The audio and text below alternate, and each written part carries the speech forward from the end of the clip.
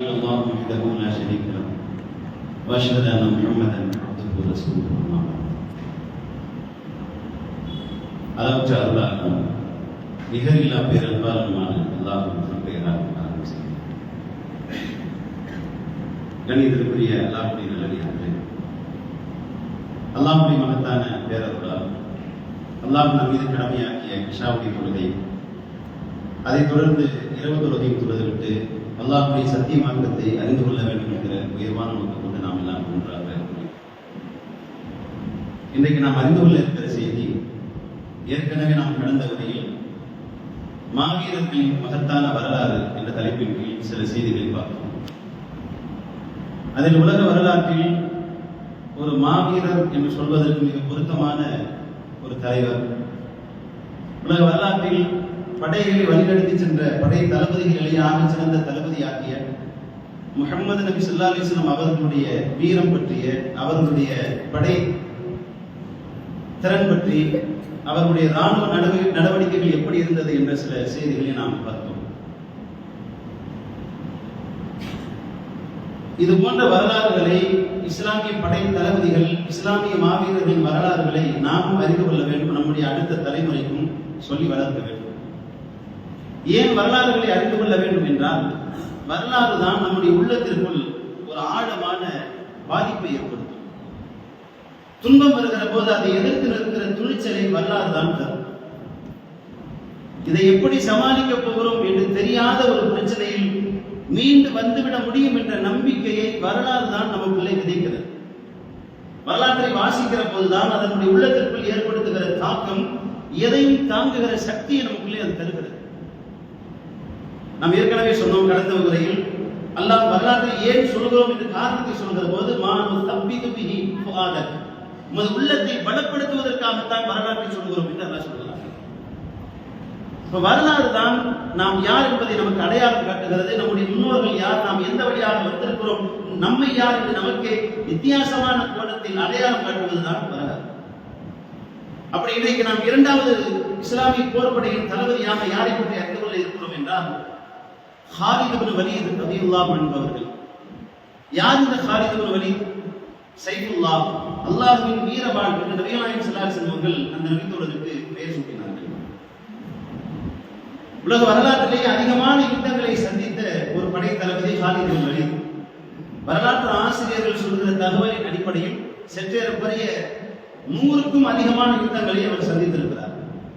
100 யுத்தங்களை சந்தித்த போதும் ஒரு யுத்தத்தில் கூட ஹாலித் இப்னு வலீத் படை தளபதியாக சென்ற எந்த யுத்தத்திலும் தோற்றதில்லை என்பதுதான் வரலாற்று ஆசிரியர்களை வியக்க வைக்கின்ற ஒரு சாதனை. இத்தனைக்கும் அவர்கள் படை நடத்தி சென்றது யாரோ ஒன்றுக்கும் உதவாத சாதாரண படையை எதிர்த்து அல்ல, சின்னஞ்சிறு படையை வழிநடத்தி கொண்டு சென்றிருக்கிறார்கள். அவர்கள் எதிர்த்து நின்றதெல்லாம் மிக மிக பிரம்மாண்டமான படைகளை எதிர்த்து. ரோமானிய பேரரசு என்று சொல்வார்கள், பாரசீக பேரரசு, இப்படி அந்த காலத்தில் உலகத்தில் 2 வல்லரசுகளாக இருந்த பாரசீக ரோமானிய பெரும் படைகளை எதிர்த்து, லட்சக்கணக்கான படை வீரர்களை எதிர்த்து களத்தில் நின்று 100க்கும் அதிகமான யுத்தங்களை சந்தித்து அல்லாஹ்வின் உதவியை கொண்டு அவர்கள் அத்தனை போரிலும் வெற்றி பெற்றிருக்கிறார்கள் என்று வரலாறு நமக்கு ஒரு அழுத்தமான ஒரு மாவீரனை பற்றி சொல்லிக் கொடுக்கிறது. நாம் நம்முடைய பிள்ளைகளுக்கு மாவீரன் என்றால் யார் என்று கேட்கிற போது ஹாலித் என்று சொல்லிக் கொடுக்க வேண்டும். யார் போல வர வேண்டும் என்ற பிள்ளைகள் கேட்கிற போது ஹாலிதை போல நான் வர வேண்டும் என்று நம்முடைய பிள்ளைகள் சொல்லுகிற அளவிற்கு அவர்களை ஊட்டி வளர்க்க வேண்டும். இல்லையானால் உண்மையான மாவீரர்களை நாம் அடையாளம் காட்டாவிட்டால் விஜயை போல வர வேண்டும், அஜித் போல வர வேண்டும் என்று சினிமா கூத்தாடிகளை தங்கள் ரோல் மாடலாக எடுத்துக்கொண்டு இஸ்லாமிய சமுதாயம் அவமானப்பட்டு அசிங்கப்பட்டு இருப்பதை இன்றைக்கு பார்த்துக் கொண்டிருக்கிறோம். இல்லையா? சினிமாவில் வசனம் பேசுகிறவன் எல்லாம் எப்படி வீரனாக இருப்பான்? சினிமாவில் வசனம் பேசுகிற அரைக்கற்கள் எல்லாம் இன்றைக்கு சமுதாயத்தில் தலைவராக வருவதற்கு ஆசைப்படுவதற்கு என்ன காரணம்? யார் யாரோ அவர்களை தலைவராக முன்மொழிகிறார்கள், அவர்கள் பிரச்சனை. ஆனால் இஸ்லாமிய இளைஞர்கள் கூட அறிவிழந்து போய் அது போன்ற கூத்தாடிகள் பின்னால் போய் திரண்டு நிற்பதற்கு என்ன காரணம் என்றால், உண்மையான மாவீரர்கள் யார், நாம் யார் என்பதை நம்முடைய பிள்ளைகளுக்கு சொல்லி கொடுக்க தவறிவிட்டோம். ஹாலித் இப்னு வலீத் வாழ்க்கை வரலாறு எங்கிருந்து தொடங்குகிறது என்றால், அவர்கள் இவ்வளவு வெற்றிகளை பெற்றிருந்தாலும் கூட எல்லாவற்றிற்குமான தொடக்க புள்ளி எங்கே ஆரம்பிக்கிறது? முதலாவது ஒரு செய்தியை சொல்ல மறந்துவிட்டேன். அதாவது ஹாலித் இப்னு வலீத் அவர்களை பற்றி நிறைய வரலாற்று நூல்களில் தகவல்கள் பதிவு செய்யப்பட்டிருக்கிறது. அல் இஸ்தியாப், அல் இசாபா ஃபி தமீஸ் ஸஹாபா, உஸ்துல் காபா, சீர் அலாமின் நுபலா, இப்படி அரபியில் பிரபலமாக இருக்கிற சில நூல்கள் இருக்கிறது. இவை அல்லாமல் மேற்கத்திய வரலாற்று ஆசிரியர்கள் காலித் இப்னு வலீத் அவர்களுடைய போர் தந்திரங்களை ஆய்வு செய்து அவர்களுடைய ராணுவ யுக்திகளை தங்கள் நாட்டு ராணுவத்திற்கு பாடமாக நடத்தி கொண்டிருக்கிறார்கள். நீங்கள் கூகுளில் போய் காலித் இப்னு வலீதை பற்றி தேடி பார்த்தால் எந்தெந்த நாட்டு ராணுவ ஆய்வகங்களில் வரலாறுகளில் காலித் இப்னு வலீத் அவர்களுடைய வரலாறு பாடமாக வைக்கப்பட்டிருக்கிறது, எந்தெந்த நாட்டு ராணுவம் தங்கள் நாட்டு ராணுவத்திற்கு காலிதுடைய திறமைகளை சொல்லிக் கொடுக்கிறார்கள் என்று நீங்கள் பார்த்து ஆச்சரியப்படுவீர்கள். இரண்டாம் உலகப் போர் நடந்து கொண்டிருந்த காலம், ஹிட்லருடைய படை தளபதியாக இருந்த ஒருவர் போகிற பக்கமெல்லாம் வெற்றி பெற்றுக் கொண்டே போகிறார். ஹிட்லர் ஒரு திட்டம் போடுகிறார் என்றால் அந்த திட்டத்தை மிக கச்சிதமாக அவர் செயல்படுத்திக் கொண்டிருக்கிறார். ஒருமுறை பத்திரிகையாளர்கள் அவரிடம் கேட்டார்கள், உங்கள் வெற்றிக்கு என்ன காரணம்? அந்த ஜெர்மானிய படை தளபதி சொன்ன வார்த்தை, நான் காலித் இப்னு வலீதின் வரலாற்றை வாசித்திருக்கிறேன், அவரின் போர் தந்திரங்களை நான் கடைபிடிக்கிறேன், அதுதான் என் வெற்றிக்கு காரணம் என்று சொன்னார். யார் யாரோ காலித் இப்னு வலீதை தெரிந்திருக்கிறார்கள், நாம் தெரியாவிட்டால் யார் தெரிவது? எனவே தான் காலிதை பற்றி தெரிந்து கொள்ள வேண்டும். எங்கிருந்து ஆரம்பிக்கிறது காலித் இப்னு வலீத் வாழ்க்கை வரலாறு என்றால், மக்காவில் எல்லோரும் வாழ்ந்து கொண்டிருந்த காலத்தில் நபிகள் ஸல்லல்லாஹு அலைஹி வஸல்லம் அவர்கள் சிறுவராக இருந்தபோது காலித் இப்னு வலீத் அவர்களும் சிறுவராகத்தான் இருந்தார். மக்காவில் நிறைய குழுக்கள் இனங்கள் தனித்தனியாக வாழ்ந்து வந்தார்கள். ஒவ்வொரு கூட்டத்திற்கும் ஒரு பொறுப்பு வழங்கப்பட்டிருந்தது.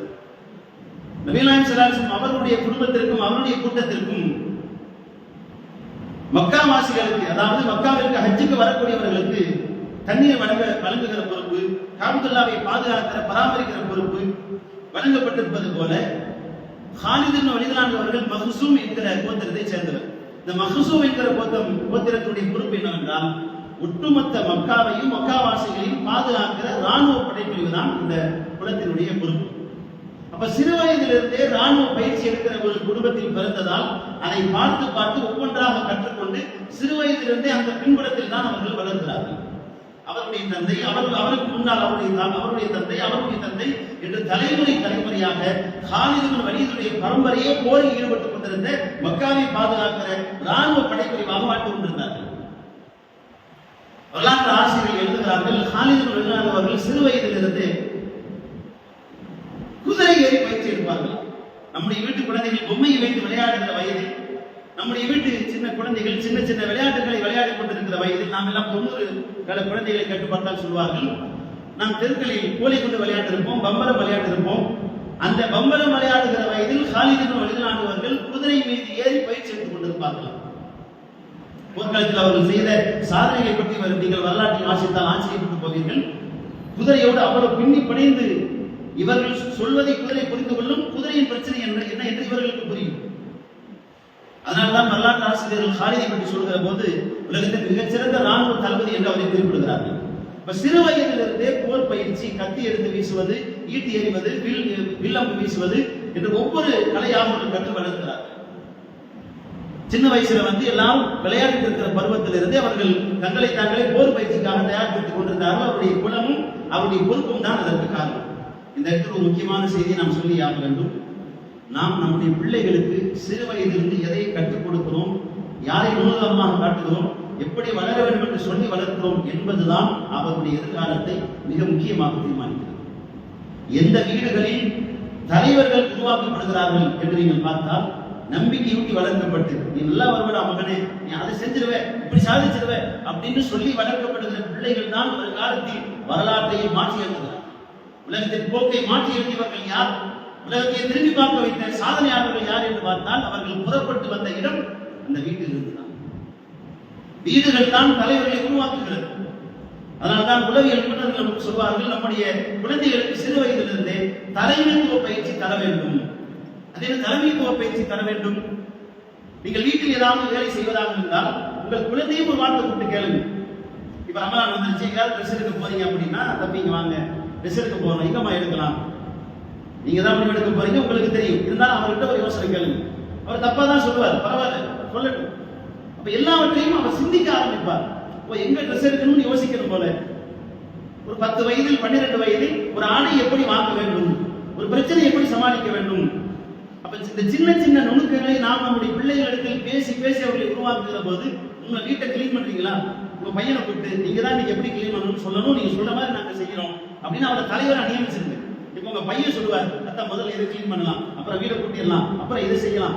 சில நேரம் தப்பா சொல்லுவார், பரவாயில்ல செய்வோம். தலைவர்கள் வீட்டிலிருந்து உருவாக்கப்பட வேண்டும். இவனுக்கு என்னங்க தெரியும், மொத்த பையன் அவனுக்கு என்ன தெரியும், அறிவட்டவன் சின்ன பையன் அவனுக்கு என்ன தெரியும். இப்படி நாம் நம்முடைய பிள்ளைகளை வளர்த்தால் அவர்கள் எப்படி வீரர்களாக வருவார்கள்? முட்டை வாங்கி வர சொல்லி அனுப்புறோம், உடைச்சிருவானோங்கிற பயத்துல அனுப்புறதே இல்லை. 4 பொருள் வாங்கி வர சொல்லி சொல்லுவோம், தக்காளி வாங்கிக்குவோம், வெங்காயம் வாங்கிக்குவோம், பச்சை மிளகாய் வாங்கிக்குவோம், அதை வாங்கிக்குவோம், ஒரு 4 பொருள் சொல்லி அனுப்புவோம். கண்டிப்பா போயிட்டா 1 2 மரத்துக்கு வந்துடுவான். வந்த உடனே ஒன்னு அனுப்பணும் பாரு, ஒன்ன பெற்றதுக்கு பேசாம ஒரு அரிசி மூட்டை பெற்றிருந்தா பொங்கியாவது சாப்பிட்டுருக்கலாம் இப்படின்னு சொல்லி வளர்த்தோம்னா நம்ம பையன் காலிது வழிதாவா வருவான். எதில் யாரும் வந்தா பையன் ஒரு கொலையாதான் மாறுவான். அப்ப எதிர்த்து நிற்கிற தைரியம் எங்கிருந்து வரும், தலைமைத்துவ பொறுப்பு எங்கிருந்து அவனுக்கு உருவாகும் என்றால் நாம் என்ன சொல்லி வளர்க்கிறோம் என்பதை பொறுத்துத்தான். அவன் தவறு செய்கிற போது நீங்கள் எப்படி அவனை கண்ணியமாக திருத்துகிறீர்கள் என்பதிலிருந்து தான் துவக்கமாகிறது. தைரியத்தை ஊட்டி வளருங்கள், அவனை தலைவனாக வீட்டிலிருந்து உருவாக்குங்கள், அவனுக்கு மரியாதை கொடுங்கள். வீட்டில் கிடைக்காத மரியாதை சமுதாயம் முன்னாலும் தராது. வீட்டிலேயே அவன் ஒண்ணு தெரியாத முட்டா போய் சின்ன பையன், அவனுக்கு என்ன தெரியும் அப்படின்னு சொன்னீங்கன்னா அவன் சிறு வயதிலிருந்தே நமக்கு ஒண்ணும் தெரியாத போல இருக்கு, நம்ம ஒரு முட்டா பையன் போல இருக்கு, நம்ம எதுக்கு லாயக்கில் போல தெரியுது, இப்படித்தான் வளருவான். தலைவர் என்று சொல்லி வளருங்கள், தளபதி என்று சொல்லி அவனை வளர்த்து ஆளாக்குங்கள். நாளைய சமுதாயத்தை நீதான் வழிநடத்த பிறந்திருக்கிறாய் என்று சொல்லி உருவாக்குங்கள். அப்படி உருவாக்கப்படுகிற பிள்ளைகள் தான் காலித் இப்னு வலீதை போல மாபெரும் தளபதியாக வந்து வரலாற்றின் போக்கை மாற்றி எழுதுவார்கள். இப்ப சிறு வயதிலிருந்தே காலித் இப்னு வலீத் எல்லா பயிற்சியையும் கற்றுக்கொண்டு வளர்க்கிறார். நபிகள் நாயகம் ஸல்லல்லாஹு அலைஹி வஸல்லம் அல்லாஹ்வுடைய தூதராக தேர்ந்தெடுக்கப்பட்ட பின்னால் மக்காவாசிகள் பெரும்பாலானவர்கள் எதிர்த்தது போல காலிதும் எதிர்த்தார். ஆனால் மக்காவில் நபிகள் நாயகம் ஸல்லல்லாஹு அலைஹி வஸல்லம் அவர்கள் இருந்த 13 ஆண்டு காலத்திலும் காலித் இப்னு வலீத் எந்த மோசமான கீழ்த்தரமான செயலிலும் ஈடுபட்டதில்லை. இஸ்லாத்தை ஏற்றுக்கொண்டவர்களை போட்டு அடிக்கிறது, கொடுமைப்படுத்துறது, கேவலமா பேசுறது, அது மாதிரியான கீழ்த்தரமான செயல்களில் அவர் ஒரு நாள் ஈடுபட்டதில்லை. ஆனால் எதிரியாக இருந்தார் என்பது உண்மை. இப்படி மக்காவுடைய வாழ்க்கை போகிறது. நேரம் குறைவாக இருக்கிறதுனால நான் வேகமாக வரலாற்றை சுருக்கி கொண்டு வந்தேன். மக்காவுடைய வாழ்க்கை முடிந்து நபிகள் நாயகம் ஸல்லல்லாஹு அலைஹி வஸல்லம் மக்காவிலிருந்து ஹிஜ்ரத் செய்து மதீனாவுக்கு வந்த பின்னால் முதல் போர் நடக்கிறது, பத்ர் போர். அந்த பத்ர் போரில் காலித் இப்னு வலீத் அவர்கள் பங்கேற்கவில்லை. ஏன் பங்கேற்கவில்லை என்று வரலாற்றை தேடி பார்க்கிற போது வரலாற்று ஆசிரியர்கள் ஆளுக்கு ஒரு காரணத்தை சொல்கிறார்கள். சில பேர் மக்காவை பாதுகாக்கிற பொறுப்பில் காலித் இருந்தார், அதனால் பத்ர் போருக்கு வரவில்லை என்று சொல்கிறார்கள். சில பேர் அவர் சிரியாவிற்கு வியாபாரத்திற்கு போயிருந்தார், அதனால் அவர் வரவில்லை என்கிறார்கள். இன்னும் சில பேர் அபூ சுஃபியான் தலைமையில் சிரியாவிற்கு போய்விட்டு திரும்பி வந்த அந்த வியாபார கூட்டத்தை வழிமறிக்கத்தான் அவர்கள் படைநடத்தி போனார்கள் இல்லையா, அந்த வியாபார கூட்டத்தை பாதுகாக்கிற பொறுப்பில் காலித் இப்னு வலீத் இருந்தார், அதனால் வரவில்லை என்கிறார்கள். ஆக மொத்தத்தில் காலித் பத்ர் போரில் பங்கேற்கவில்லை. இரண்டாவது போர் உஹத் போர் நடக்கிறது. உஹத் போரில் அபூ சுஃபியான் தான் தளபதியாக மக்காவாசிகள் சார்பாக வந்து நிற்கிறார். குதிரைப்படைக்கு தளபதியாக காலித் இப்னு வலீத் அவர்கள் நியமிக்கப்படுகிறார்கள். அப்போது அவர்கள் இஸ்லாத்தை ஏற்கவில்லை. ஒரு எதிரியாக இருக்கிறார். நபிகள் நாயகம் ஸல்லல்லாஹு அலைஹி வஸல்லம் அவர்கள் எதிரில் இருக்கிற அத்தனை பேரையும் துல்லியமாக கணக்கிட்டு யார் யார் என்னென்ன செய்வார்கள், யார் யார் என்ன மாதிரியான திட்டங்களை தீட்டுவார்கள், எல்லாவற்றையும் முன்கூட்டியே ஒரு ராணுவ தளபதி என்ற அடிப்படையில் அத்தனையும் கணித்து விட்டு தான் ஒரு உயரமான மலைக்குன்றின் மீது 50 சஹாபாக்களை நிறுத்தி வைத்து எந்த சூழலிலும் இதை விட்டு இறங்கி வந்து விடாதீர்கள் என்று சொல்லிவிட்டு அல்லாஹ்வின் தூதர் கீழே வந்தார்கள். ஆனால் எதிரிகள் தோற்று ஓடுவதை பார்த்துவிட்டு போர் முடிந்து விட்டது என்று எண்ணிக்கொண்டு 50 சஹாபாக்களில் பெரும்பாலானவர்கள் மலையை விட்டு கீழே இறங்கினார்கள். எப்போது அவர்கள் இறங்குவார்கள் என்று காத்துக் கொண்டிருந்த காலிதின் தலைமையில் இருந்த குதிரைப்படை நேராக மலையை ஏறியது, சுற்றி வளைத்தது. முஸ்லிம்கள் கிட்டத்தட்ட 70 சஹாபாக்கள் ஷஹீதாக்கப்பட்டார்கள். அதற்கு காலிது தான் மிக முக்கியமான காரணம் என்பது வரலாறு. பிறகு உஹது போர் முடிந்த பின்னால் அடுத்ததாக ஹுதைபியா நடக்கிறது, கந்தக் நடக்கிறது. கந்தக் யுத்தத்திலும் காலித் இப்னு அவர்கள் குதிரைப்படைக்கு தளபதியாக வருகிறார்கள். சுற்றி சுற்றி பார்க்கிறார்கள், எப்படியாவது மதீனாவிற்குள் போய்விடலாம், எப்படியாவது போரை நடத்தி விடலாம், ஏதாவது செய்து விடலாம் என்று பார்க்கிறார்கள். ஆனால் யாருமே எதிர்பார்க்காத விதத்தில் நபிகள் நாயகம் ஸல்லல்லாஹு அலைஹி வஸல்லம் அவர்கள் ஒரு புதிய போர் தந்திரத்தை கடைபிடித்து மதீனாவை சுற்றி அகழ் தோண்டிவிட்டார்கள். அதனால் அந்த அகழியை தாண்ட முடியவில்லை. எங்காவது குறுகலான இடம் கிடைக்கிறதா, குதிரையோடு சேர்த்து ஒரே ஜம்ப் பண்ணிடலாம்னு பார்க்கிறாங்க, ஒன்றும் கிடைக்கல. அப்படி ஜம்ப் பண்ணலாம்னு இவங்க வரும்போது இவர் இப்படி வருவார்னு தெரிஞ்சு ரசூல் அதுக்கு தனியாக 6 பாதுகாப்பு காலையை வச்சுட்டாங்க. அலிலாங்க அம்போட நிற்கிறாங்க, ஜம்ப் பண்ணேன்னா போட்டுருவேன் அப்படிங்கிற மாதிரி நிற்கிறாங்க. இப்போ காலிதான் வர முடியல. அப்புறம் ஹுதைபியா உடன்படிக்கை நடக்கிறது, அதிலும் ஒரு தடுத்து வருகிறார். கடைசி அதிலும் ஒரு ஆள் உதவி செய்ய முடியவில்லை. அதற்கு பின்னால் ஹுதைபியா முடிந்த பிறகு காலித் இப்னு வலீத் அவர்களுக்கு ஒரு யோசனை. அந்த யோசனை எங்கே ஆரம்பிக்கிறது என்றால், அவருடைய ஒட்டுமொத்த இராணுவ திறனையும் நுணுக்கத்தையும் பயன்படுத்தி உகது போர்க்களத்தில் முஸ்லிம்களை அவர் தோல்வியின் விளிம்புக்கு கொண்டு வந்து விட்டார். அவர் எதிர்பார்த்தது, எத்தனையோ யுத்தங்களை பார்த்திருக்கிறார், எத்தனையோ வரலாற்றை கேள்விப்பட்டிருக்கிறார். ஒரு படை தோற்றுவிட்டது என்றால் தோற்றதுதான், திரும்ப எழுந்திருக்க முடியாது. ஆனால் உகது போர்க்களத்தில் 70 சஹாபாக்கள் கொல்லப்பட்டார்கள். முஸ்லிம்களின் ஒட்டுமொத்த தளபதியாக இருந்த அல்லாஹ்வின் தூதர் மிக பயங்கரமாக காயப்படுத்தப்பட்டார்கள். இவ்வளவு நடந்த பிறகும் மண்டியிட்டு சரணடைய வேண்டிய இஸ்லாமிய படை இவ்வளவு எண்ணிக்கையில் குறைவாக இருந்தும் நாம் இவ்வளவு ராணுவ யுத்தத்தை பயன்படுத்திய பின்னால் எப்படி அத்தனையும் முறியடித்தவர்கள் எழுந்து நின்றார்கள் என்பதுதான் ஹாலிதுக்கு ஏற்பட்ட முதல் குழப்பம். இவ்வளவு பயங்கரமா திட்டமிட்டு எப்படி அவங்க எந்திரிச்சு வந்தாங்க? ஒருவேளை இவங்க சொல்ற மாதிரி இவங்க அல்லாஹ்வுடைய தூதர் தானோ, இவங்க சொல்றதெல்லாம் உண்மையா இருக்குமோ, இப்படி நிறைய யோசனை அவருக்குள்ளே ஓடிக்கொண்டிருந்தது. உதவியா உடன்படிக்கை முடிந்த பின்னால் இஸ்லாத்தை ஏற்கலாமா வேண்டாமான்னு ரெண்டு மாதிரி குழப்பத்தில் அவங்க இருக்கும்போது ரசூலுல்லாஹி ஸல்லல்லாஹு அலைஹி வஸல்லம் சொன்னதாக ஹாலிதுக்கு ஒரு தகவல் போய் சேர்க்கிறது. என்ன அப்படின்னா, ஹாலிது போன்ற அறிவாளிகள் இன்னும் இஸ்லாத்தை ஏற்காமல் இருப்பது எனக்கு ஆச்சரியமாக இருக்கிறது.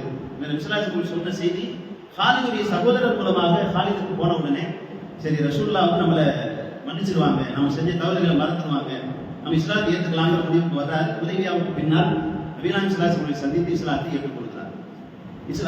இஸ்லாத்தை ஏற்றுக்கொண்டு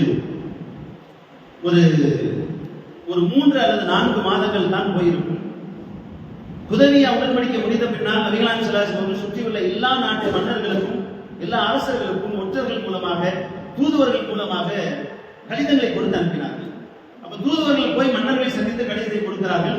அப்படி அனுப்பப்பட்ட ஒரு நபித்தோழர், ஒரு தூதுவர் அநியாயமாக படுகொலை செய்யப்படுகிறார். அப்ப இந்த படுகொலை என்பது அன்றிலிருந்து இன்று வரைக்கும் தூதரின் மீது கை வைப்பது என்பது ஏற்க முடியாத ஒரு அநியாயம்.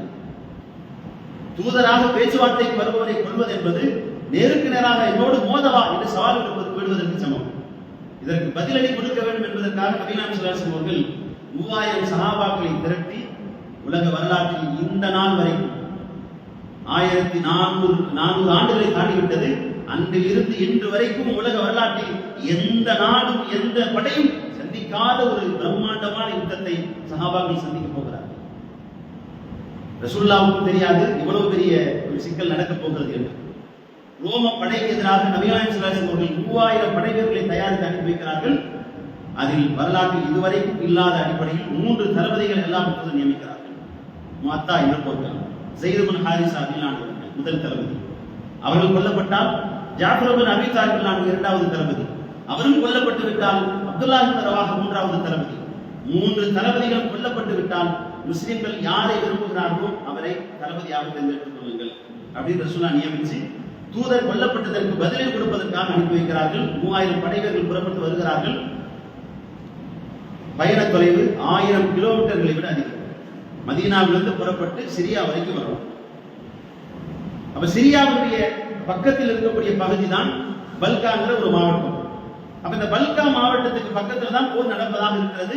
வருகிற வழியிலே சஹாபாக்களுக்கு தகவல் வந்துவிட்டது, ரோம படை ஆட்களை திரட்டிக் கொண்டிருக்கிறார்கள், ஒரு பிரம்மாண்டமான படை தயாராகி கொண்டிருக்கிறது. ஒற்றர்கள் மூலமாக வந்த அதிர்ச்சிகரமான தகவல் என்ன என்றால், 2 லட்சம் படை வீரர்கள் தயாராக போருக்கு இருக்கிறார்கள். நம்பரை படிக்கும் போதே நமக்கே பிரமிப்பார். இந்த பக்கம் முஸ்லிம்கள் எவ்வளவு பேர்னா வெறும் 3000 பேர், எதிரிகள் எவ்வளவு பேர் அப்படின்னா 2 லட்சம் பேர். வெறும் 3000 பேர் 2 லட்சம் பேர் எதிர்த்து யுத்தம் செய்கிறார்கள் என்றால் இதை நீங்கள் புராண கதைகள் கூட வாசிக்க முடியாது, கற்பனை கூட செய்ய முடியாது. அப்படி ஒரு ஆச்சரியம். உள்ளபடியே அவர்கள் ஜெயிக்கிறார்களோ தோற்கிறார்களோ இரண்டாவது, ஆனால் 2 லட்சம் பேரை எதிர்த்து வெறும் 3000 பேர் போய் நிற்பதற்கு ஒரு அசாதாரணமான துணிச்சல் வேண்டும். அதனால்தான் ராணுவ பற்றி வாசிக்கக்கூடிய ஆராய்ச்சி செய்யக்கூடிய அத்தனை பேரும் ஆச்சரியப்பட்டு சொல்கிற ஒரே விஷயம், மத்தாவை எப்படி அவர்கள் வழி நடத்தினார்கள், எப்படி அவங்க சந்திச்சாங்க. ரோம வரலாற்று ஆசிரியர் ஒருவர் குறிப்பிடுவார், முஸ்லிம்களுக்கு எங்கிருந்து இவ்வளவு தைரியம் வந்தது என்பது எனக்கு புரியவில்லை. சஹாபாக்கள் புறப்பட்டு போறாங்க, போய் ஒரு 11 கிலோமீட்டர்கள் தாண்டிய பின்னால் தகவல் வந்துருச்சு, 2 லட்சம் பேர் ரெடியா இருக்கிறாங்க. இங்க ஆலோசனை நடக்குது ஒரு கூடாரத்தில். தளபதியாக நியமிக்கப்பட்டிருக்கிற ஸைத் இப்னு ஹாரிஸா, ஜாஃபர் இப்னு அபீ தாலிப், அப்துல்லாஹ் இப்னு ரவாஹா ரலியல்லாஹு அன்ஹும் மற்ற சஹாபாக்கள் உட்கார்ந்து என்ன செய்யறது? ஒருவேளை ரசூலுல்லாஹ்வுக்கு தகவல் தெரியாம இருந்திருக்கலாம். 2 லட்சம் பேரை எதிர்த்து நம்ம 3000 பேர் ஒன்றும் செய்ய முடியாது. அவங்களும் மனிதர்கள் தானே, இயல்பாக எல்லா மனிதர்களுக்கும் என்ன பயம் இருக்குமோ அது அவர்களுக்கும் இருந்தது. என்ன செய்யலாம்னு பேசிட்டே இருக்கிறாங்க. ஒரு முடிவுக்கு வர முடியல. பேச்சுவார்த்தை தொடர்கிறது. சில பேர் சொல்றாங்க நம்ம ரசூலுல்லாஹ்வுக்கு தூது அனுப்புவோம், தூது அனுப்பி இன்னும் ஒரு 1000 ஒரு 10,000 பேர் அனுப்புங்க, இன்னும் சில 1000 பேரையாவது அனுப்பி வைங்கன்னு உதவிக்கு ஆள் கேட்போம். இன்னும் சில பேர் என்ன சொல்றாங்கன்னா, இல்ல இல்ல நம்ம எதிர்த்து சண்டையெல்லாம் போட வேணாம், நம்ம அப்படியே திரும்பி போயிருவோம். அதுக்கு ஒரு யோசனை சொல்கிறார்கள். அப்படியே பேச்சுவார்த்தை மாறி மாறி போய் கொண்டிருக்கிறது. காலித் இப்னு அல்ஹான் அவர்கள் அந்த போரில் இருக்கிறார்கள், ஒரு சாதாரண சிப்பாயாக. அப்போ அப்துல்லாஹ் இப்னு ரவாஹாவை எதிர்த்து ஒரு கம்பீரமான உரை ஒன்று நிகழ்த்துகிறார்கள். வரலாற்று நூல்களில் அந்த உரை இப்படி பதிவு செய்யப்படுகிறது: முஸ்லிம்களே, நீங்கள் எண்ணிக்கை பார்த்து பயப்படுகிறீர்களா? அல்லாஹ் நம்மோடு இருக்கிறான். எண்ணிக்கை எப்போதும் வெற்றி தோல்வியை தீர்மானிப்பதில்லை, வெற்றி அல்லாஹ்வின் கையில் இருக்கிறது. அல்லாஹ்வை நம்பி முன்வைத்த காலை ஒரு நாளும் ஒரு முன்வைக்க முன்வைக்க கூடாது. அஞ்சாதீர்கள், அல்லாஹ் நம்மோடு இருக்கிறான், நடப்பதை பார்த்துடலாம் வாங்க அப்படின்னு வீரர்களுக்கு ரொம்ப தைரியமா உற்சாகம் கொடுக்கிறார்கள். சரி பார்த்துருவோம்னு இறங்கிட்டாங்க. இறங்கி போனா பல்காங்கிற அந்த மாவட்டத்தின் பக்கத்துல முதல்ல யுத்தம் ஆரம்பிக்குது. ரோம படை வீரர்களுக்கு தெரிஞ்சிருச்சு ரொம்ப கம்மியா தான் ஆள் வந்திருக்கிறாங்க, அதனால ஈஸியா நம்ம போரை முடிச்சிடலாம். போர் ஆரம்பிச்ச ஒரு மணி நேரம் 2 மணி நேரத்துல எல்லாமே முடிச்சு போயிடும் அப்படிங்கிற தைரியத்தில் அவங்க இருக்கிறாங்க. போர் உக்கிரமாக நடக்க ஆரம்பிக்கிறது. இப்போ பல்கா மாவட்டத்துல ஒரு குறுகலான இடமா இருக்கிறதுனால அங்கிருந்து அப்படியே கொஞ்சம் ஒதுங்கி வந்த இடம் தான் மத்தா. இந்த மத்தா என்ற இடத்தில் போர் ஆரம்பமாகிறது. தளபதியாக ஸைத் இப்னு ஹாரிஸா அவர்கள் கொடியை ஒரு கையில் பிடித்துக் கொண்டு ஒரு கையில் கத்தியை பிடித்துக் கொண்டு எதிரிகளை நேருக்கு நேராக சந்திக்கிறார்கள். இதில் ஒரு ஆச்சரியம் என்ன என்றால், நீங்கள் குர்ஆனை எடுத்து வாசித்தால் அல்லாஹ் ரப்பல் ஆலமீன் சஹாபாக்களை புகழ்ந்து பாராட்டி சிலாகித்து நிறைய அல்லாஹ் பேசுகிறார். ஆமீனு கமா ஆமனன் நாஸ், நபித்தோழர்கள் நம்பிக்கை கொண்டது போல நீங்களும் நம்பிக்கை கொள்ளுங்கள். ரலியல்லாஹு அன்ஹும் வரதுவன், அல்லாஹ் அவர்களை பொருந்திக் கொண்டான். இப்படி நிறைய பாராட்டுகள் குர்ஆனில் சஹாபாக்களுக்கு வழங்கப்பட்டிருக்கிறது. ஆனால் ஒட்டுமொத்த குர்ஆனிலும் எந்த நபித்தோழரின் பெயரையும் அல்லாஹ் குறிப்பிடவில்லை, ஒரே ஒருவரை தவிர. முழு குர்ஆனை நீங்கள் எடுத்து வாசித்து பார்த்தால் சூரத்துல் ஃபாத்திஹா தொடங்கி நாஸ் வரைக்கும் எந்த சஹாபியின் பெயரும் இருக்காது. ஒரே ஒரு சஹாபி ஸைத் இப்னு ஹாரிஸா, ஸைத் என்ற அந்த பெயர் மட்டும்தான் நபித்தோழர்களிலே அல்லாஹ் பெயர் சொன்ன ஒரு சஹாபி. காரணம் இல்லாமல் அல்லாஹ் எதையும் செய்வதில்லை. அல்லாஹ் பெயர் குறிப்பிட்ட அந்த ஒரு சஹாபி தான் ஒட்டுமொத்த உலக வரலாற்றையும் 1400 ஆண்டுகள் கடந்து விட்டது. இன்று வரைக்கும் எப்படி ஒரு யுத்தத்தை, ஒரு போரை உலகத்தில் எந்த முஸ்லிம் படை உட்பட யாரும் சந்தித்ததில்லை. வெறும் 3000 பேர் 2 லட்சம் பேரை எதிர்ப்பது என்றால் எவ்வளவு பெரிய ஆச்சரியம் இது. ஸைத் இப்னு ஹாரிஸா தளபதியாக முன்னால் இருக்கிறார்கள், போர் நடக்கிறது, எதிரிகளை எதிர்த்து முடிந்தவரை போராடுகிறார்கள். இங்கு பெரிய உளவியல் சிக்கல் என்ன என்றால், ஒரு போரினுடைய வெற்றி தோல்வியை தீர்மானிப்பது தைரியம் தான், மனோதிடம். ஆயுதத்தை விட ஆட்பலத்தை விட எதிரிகள் எவ்வளவு பேர் இருக்கிறார்கள், சஹாபாக்களுக்கு உள்ளுக்குள்ளே ஒரு சின்ன அச்சம், எதிரிகளுக்கு ஒரு அசாதாரணமான தைரியம். 3000 பேர் தானப்பா பார்த்துக்கலாம் அப்படிங்கிற ஒரு தைரியத்தில் தனாவட்டே அவங்க நிற்கிறான். இவங்க எப்படியாவது முடிஞ்ச வரைக்கும் போராடுவோம் இவங்க நிற்கிறாங்க. முதல் நாள் போர் ஆரம்பிக்கிறது, கடுமையாக யுத்தம் நடக்கிறது. ஸைத் இப்னு ஹாரிஸா அவர்கள் கொல்லப்படுகிறார். இரண்டாவது தளபதியாக நியமிக்கப்பட்டிருக்கிற ஜாஃபர் இப்னு அபி தாலிப் கொடியை கையில் ஏந்தி கொண்டு அவர்கள் தளபதியாக வந்து நிற்கிறார்கள். அவருடைய இடது கை வெட்டப்படுகிறது. அப்படின்னா கொடி கீழே விழப்போகுதுன்னு அர்த்தம். வெட்டப்பட்ட உடனே வேகமா வலது கையால் கொடியை தாங்கி பிடிக்கிறாங்க. வலது கையும் வெட்டப்படுகிறது. 2 கையும் வெட்டப்பட்டவுடன் நெஞ்சோடு சேர்த்து கொடியை அணைத்து பிடிக்கிறார்கள். அந்த காலத்தில் ஒரு பழக்கம் இருந்தது, என்னன்னா தளபதியை தான் குறி வைப்பாங்க. ஏன்னா தளபதி தோற்று விட்டார் என்றால் அந்த படை தோற்று விட்டது என்று பொருள். தளபதி தோற்றுவிட்டால் அந்த படை உடனடியாக மண்டியிலும் சரணடையும். ஆனால் கொடியை யார் வைத்திருக்கிறார்கள், யார் தளபதி, அவரைத்தான் குறி வைப்பார்கள். ஜாஃபர் இப்னு அபி தாலிப் அவர்கள் குறி வைக்கப்படுகிறார்கள். அந்த செய்தியை அறிவிக்கின்ற அப்துல்லாஹ் இப்னு உமர் அவர்கள் சொல்கிறார்கள், அவருடைய உடலில் நாங்கள் பார்த்தோம், கிட்டத்தட்ட 70 தொடங்கி 90 காயங்கள் அவருடைய உடலில் இருந்தது. ஈட்டியால் குத்தப்பட்ட, அம்பால் தைக்கப்பட்ட, கத்தியால் வெட்டப்பட்ட 90 வெட்டு காயங்களை அவருடைய உடல் முழுக்க நாங்கள் பார்த்தோம். அதில் ஒரு செய்தி சொல்வார்கள் அப்துல்லாஹ் இப்னு உமர் அவர்கள், அதில் ஒரு வெட்டு கூட ஜாஃபர் இப்னு அபி தாலிபின் முதுகில் நாங்கள் பார்க்கவில்லை. ஒரு மாவீரனாக எதிர்த்து களத்தில் நின்று 90 வெட்டுக்களை வாங்கி அல்லாஹ்வுக்காக போராடிய அந்த மாவீரனை உங்கள் பிள்ளைகளுக்கு சொல்லிக் கொடுங்கள். முஸ்லிம் என்றால் யார் என்று கேட்டால் ஜாஃபரின் வாரிசதானி சொல்லிக் கொடுங்கள். நீ யார் போல வாழ வேண்டும் என்று உங்கள் பிள்ளைகள் கேட்கிற போது ஜாஃபரை போல மண்டியிடாத, மானவிடக்காத, தைரியமான முஸ்லிமாக வாழ வேண்டும் என்று பிள்ளைகளுக்கு சொல்லிக் கொடுங்கள். அப்படி நின்று களத்தில் போராடினார் ஜாஃபர் இப்னு அபி தாலிப் அவர்கள். அல்லாஹ்வின் தியாகத்தை கொண்டிருக்கிறார். ஜாஃபர் இப்னு அபி தாலிப் அவர்கள் கொல்லப்பட்ட அந்த சூழலில் வரலாற்றிலேயே முதல் முறையாக நாம் இப்போது பேசுகிற பயான்களை லைவில் கொடுக்கிறோம் இல்லையா, வரலாற்றில் முதல் லைவ் இன்றைக்கு நடக்கிறது. 1000 கிலோமீட்டர்கள் கம்பால் நடக்கிற யுத்தம் என்பதால் போர்க்களத்தில் என்ன நடக்கிறது என்று நபிகளாம் ஸல்லல்லாஹு அவர்களுக்கு தெரியாது. ஒற்றர்கள் மூலமாக தகவலை தெரிந்து கொள்ள முடியாது. அல்லாஹ் வஹீ மூலமாக தகவல் சொல்கிறார். வானவர் ஜிப்ரீல் அலைஹிஸ்ஸலாம் வந்து சொல்கிறார்கள், ஸைத் இப்னு ஹாரிஸா கொல்லப்பட்டு விட்டார்கள். அல்லாஹ்வுடைய தூதர் பள்ளிவாசலில் சஹாபாக்களை ஒன்று கூட்டி மிம்பரில் நின்று கொண்டு மக்களுக்கு அறிவிக்கிறார்கள், போர் இதோ ஆரம்பித்து விட்டது, இதோ சஹாபாக்கள் முன்னால் இருக்கிறார்கள், ஸைத் இப்னு ஹாரிஸா கொடியை தூக்கி கொண்டு முன்னால் போகிறார்கள், ஸைத் இப்னு ஹாரிஸா கொல்லப்பட்டு விட்டார்கள் என்று சொல்லுகிற போதே நபி ஸல்லல்லாஹு அலைஹி கண்கள் கலங்கின. ரசூலுல்லாஹ் வளர்த்த மகன் ஸைத் இப்னு ஹாரிஸா, வளர்ப்பு மகன் மகனாக முடியாது என்று அல்லாஹ் சட்டம் இறக்கிய காரணத்தினால் அவர் மகன் இல்லை என்று ஆகிவிட்டது. இல்லாவிட்டால் அந்த சட்டம் அருளப்படுவதற்கு முன்பு வரைக்கும் ஸைத் இப்னு ஹாரிஸா அல்ல, ஸைத் இப்னு முஹம்மத் என்றுதான் அவர் அழைக்கப்பட்டு வந்தார். தன் சொந்த மகன் போல ஸல்லல்லாஹு அவர்கள் ஸைதை வளர்த்தார். சிறு வயதிலிருந்து தான் தூக்கி வளர்த்த மகன் கொல்லப்பட்டு விட்டார். சொல்லி முடிக்கிறார்கள், இதோ ஜாஃபர் இப்னு அபீ தாலிப் இரண்டாவது தளபதியாக தலைமை பொறுப்பை ஏற்றுக்கொண்டு களத்தில் இறங்கி இருக்கிறார் என்று சொல்கிற போதே உடனடியாக சிறிது நேரத்திற்குள்ளாக ஜாஃபர் கொல்லப்பட்டு விட்டார்கள். யார் ஜாஃபர்? அபூ தாலிபுடைய மகன், அலிலானுடைய தம்பி. அப்படின்னா ரசூலுல்லாஹ் தம்பி முறை. ஒரு வீட்டில் அபூ தாலிபின் வீட்டில் அலி, முஹம்மது ஸல்லல்லாஹு அலைஹி வஸல்லம், ஜாஃபர் மூன்று பேரும் ஒன்றாக வளர்ந்தவர்கள், ஒரு தட்டில் சாப்பிட்டவர்கள், ஒரு வீட்டில் வளர்ந்தவர்கள். சிறு வயதிலிருந்து தான் தூக்கி வளர்த்த மகனும் கொல்லப்பட்டு விட்டார், தன் தம்பியும் கொல்லப்பட்டு விட்டார். ஜாஃபர் கொல்லப்பட்டு விட்டார் என்று சொல்லுகிற போதே நபிகளாம் ஸல்லல்லாஹு அலைஹி கண்கள் எல்லாம் கலங்குகிறது, கண்களிலிருந்து கண்ணீர் வடிகிறது. இது மூன்றாவது தளபதி அப்துல்லாஹ் இப்னு ரவாஹா கொடியை ஏந்தி தளபதியாக பொறுப்பேற்றுக் கொண்டிருக்கிறார் என்று ஸல்லல்லாஹு சொல்லிக் கொண்டிருக்கிற போது அப்துல்லாஹ் இப்னு ரவாஹா அங்கே மத்தாவில் போர்க்களத்தில் கொடியை ஏந்தி எதிரிகளை களத்தில் சந்திக்கிறார். அவரும் கொல்லப்படுகிறார். 3 தளபதிகளும் கொல்லப்பட்டு விட்டார்கள். இனி அடுத்த தளபதி யார் என்ற கேள்வி வருகிறது. சாபித் இப்னு அர்கம் என்று ஒரு நபி தோழர், கீழே விழுந்த கொடியை அவர் கையில் எடுத்துக் கொண்டார். அடுத்த தளபதி யாரும் சீக்கிரமா முடிவு பண்ணுங்கன்னு சொல்றாரு. எல்லாரும் என்ன பண்றாங்கன்னா, நீங்க தான் கொடியேற்றிய, நீங்க தான் தளபதியை பொறுப்பேற்றுங்க. அவரும் ஒரு பெரிய வீரர் தான், ஆனால் அந்த நபி தோழர் சொல்லிவிட்டார், எனக்கு படையை வழிநடத்த தெரியாது. எனவே யார் தளபதியாக வர வேண்டும், இந்த சின்னஞ்சிறிய படை அந்த ரோமானிய படையை எப்படி எதிர்கொள்ள போகிறது என்பதை முடிவெடுக்க வேண்டும். அதற்கு மிகச் சிறந்த தளபதியை நீங்கள் தான் தேர்வு செய்ய வேண்டும் என்று சொல்கிறார். யார் தளபதியாக பொறுப்பேற்றார்கள், அந்த படையில் முஸ்லிம்கள் என்ன சிக்கலை சந்தித்தார்கள் என்கிற விவரங்கள் இன்ஷா அல்லாஹ் அடுத்தடுத்த தொடரில் பார்ப்போம். சுப்ஹானல்லாஹ் வபிஹம்திஹி அஷ்ஹது அன் லா இலாஹா இல்லா அன்த அஸ்தக்ஃபிருக வ அத்தூபு இலைக்.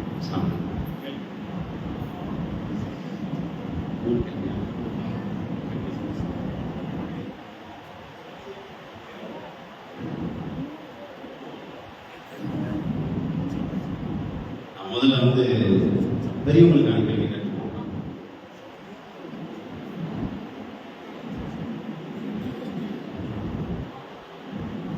எதிரிகள் சார்பாக காலித் இப்னு வலீத் அவர்கள் கலந்து கொண்ட முதல் போர் இது. மக்காவாசிகள் சார்பாக காலித் இப்னு வலீத் அவர்கள் கலந்து கொண்ட முதல் யுத்தம்.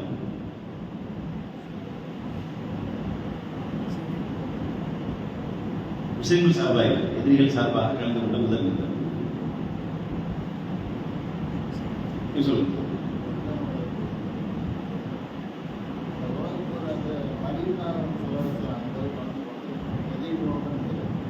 உகது பக்கம் இல்லையா? சரி. மத்தாங்கிற இடத்துல போர் நடக்கிறதுக்கு முன்னாடி வேற ஒரு இடத்துல நடக்கிறதா இருந்துச்சு. அங்கிருந்து இடம் ரொம்ப குறுகலா இருக்கு, அங்க சண்டை போட முடியாதுங்கிறதுனால சஹாபாக்கள் வேற பக்கமா வந்தாங்க. அந்த இடம் தான் மத்தா அப்படின்னு நம்ம பார்த்தோம்.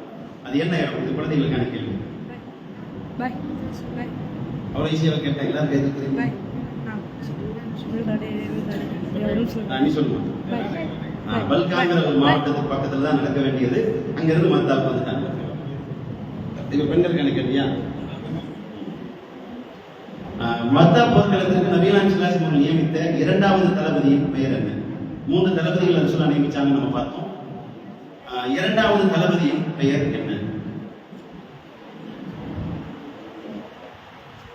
பெண்களுக்கு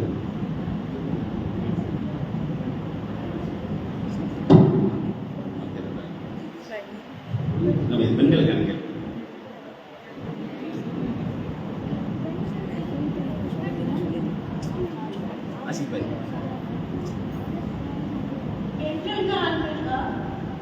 பெண்களுக்கான கேள்விமா? அதாவது மத்தா போர்க்களத்தில் நியமிக்கப்பட்ட இரண்டாவது தளபதி ஜாஃபர் இப்னு அபீ. சரியான கேள்வி. பசங்களுக்கு இன்னொரு கேள்வி கேட்க சொல்றாங்க. மூன்றாவது தளபதி யார்? மூன்றாவது தளபதி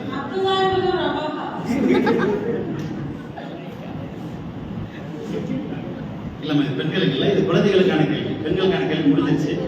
சரி, இப்போ ஒரு கேள்வி. சரி, இப்போ சின்ன பசங்களுக்கான கேள்வி. 3 தளபதிகளும் கொல்லப்பட்ட பின்னால் 4வதாக கொடியை கையில் எடுத்த சஹாபியார் சொல்லிருக்கோம். வரதான் கை தூக்கிருக்கீங்க. சஅத் பின் ரைட். சாபித் பின் அப்துல்லா. சரி. சுப்ஹானல்லாஹ் வ பிஹம்திஹி அஷ்ஹது அல்லா இலாஹா இல்லல்லாஹ். அஸ்ஸலாமு அலைக்கும்.